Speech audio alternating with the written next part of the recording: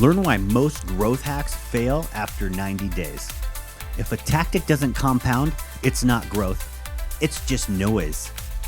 Most growth hacks spike fast, look impressive, then they flatline.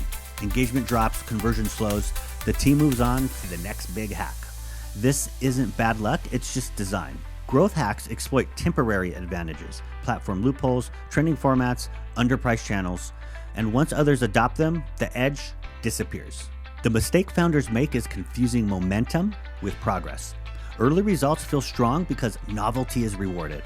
Then competition rises, costs increase, and reach dilutes. What looked like a system was just a window.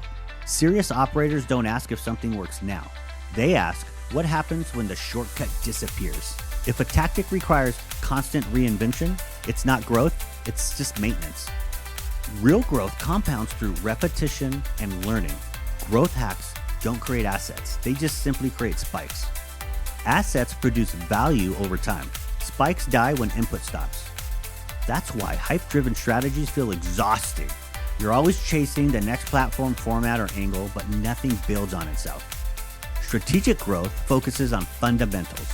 Distribution you control. Messaging that builds trust, systems that improve over time. These don't explode overnight, but they last forever.